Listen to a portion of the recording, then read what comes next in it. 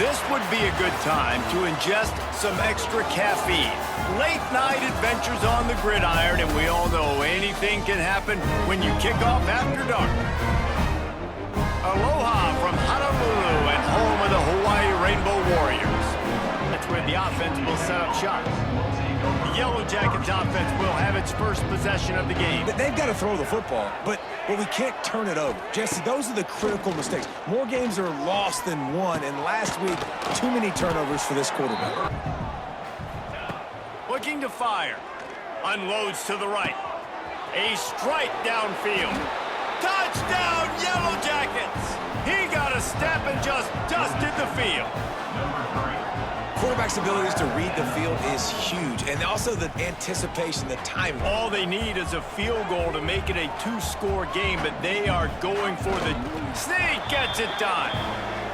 And I love the bounce back for this offense. We lost a week ago. Let's put that in the rearview mirror. That game's gone. Let's improve. Let's get better. Trying to move the sticks on 3rd and short. From the gun, wants to pass. And the defense makes a play, and they get the quarterback down at the 26. What a great job by this defense setting the tone early in the first half. Maybe that's something they can point to as they get ready for their next opponent of things they did right and things that they got to do more. And makes the grab in the end zone. Touchdown, Georgia Tech. And you want to talk about his favorite receiver, it might be everybody based on the number of guys getting touches and a chance to show off their hands in the passing game. We'll try to figure out a way to move the chains after that 2nd down incompletion. Buys a little time. Lets it fly. It's incomplete, but here comes the flag, and I think it's going to be a 1st down. Defense. Just going to keep it after the snap. And he'll step into the end zone. Touchdown, Yellow Jackets!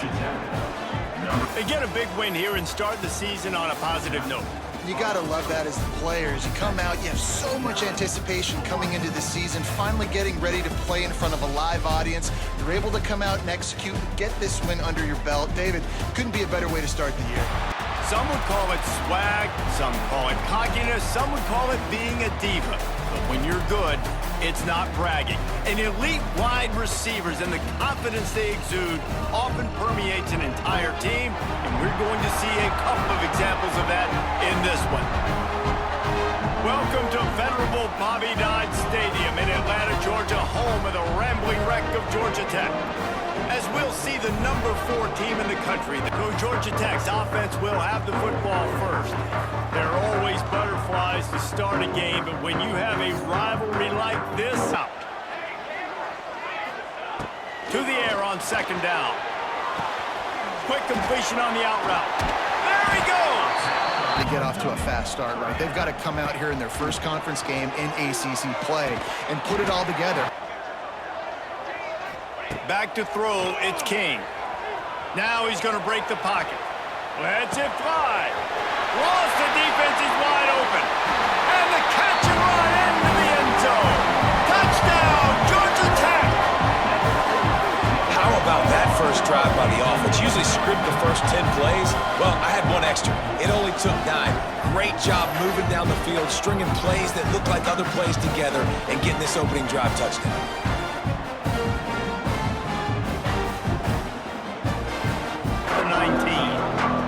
So the Clemson Tigers offense will try to get something going with their first possession. Here's the handoff. They'll knock him down. They aren't scared. Talking to the defensive coordinator coming into this game, he knew his DBs had to tackle well. They had to get these running backs on the ground. Great start on this first drive. Oh, chance, and he is ridden out of bounds. On 3rd and long, you'll need to push it downfield. Makes a catch at the 20. Brought down at the 20-yard line. This offense just gets a bolt of energy when they get a play like that. Now they're in the red zone, 1st and 10 from the 20. It's complete to the right. Oh, a lot of space. Touchdown, Tigers. Nice catch and good work afterwards to get it into the end zone. Man, he didn't just put it on his numbers. If he were throwing it at a front porch, he would have put that right in the keyhole. What a precise pass. Right in the keyhole, right on the button, right on the face mask. On fourth down, trying to find his man. Big tight end makes the grab. Looking for a man, it's King. Got out of trouble and throws. Grab near the marker, it's Rivers. On the ground, it's Haynes. Oh, he's getting ahead of Steve. Second down. The give to the back. Oh, it's free. Touchdown, Yellow Jackets. They wanted to finish, and that they did on that possession. That play right there may take a year off of the head coach's life. He thought his offense was going in for an easy score. They fumbled it, could have been a disaster, but very lucky to pounce on it. They get the touchdown regardless.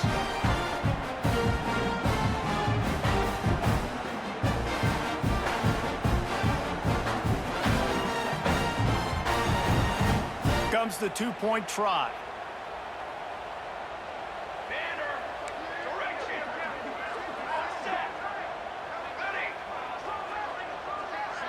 Looking for a man, it's King. He's into the end zone for the two, and he gives them the lead. Second and goal. Tries again to get it in. Back's going for the goal line. Just hammering it with this running back again, and he noses his way into the end zone. Follow the blockers. And now a second and long coming. The run up the middle, looking for the score. Touchdown, Georgia Tech! And we've got a shootout. And the running back was not going to be denied on that play. He had a hole, he saw it, put his foot in the ground, and that was pay dirt. That's the end of the second quarter. That means it's time to join Kevin and our halftime update. Man, great energy in that building. There always is when these two get together. And a fun first half between these rivalries. And this has just been a passing clinic, really, by both offenses. They've effectively stretched these defenses. Jackets are way behind the sticks on this third and forever.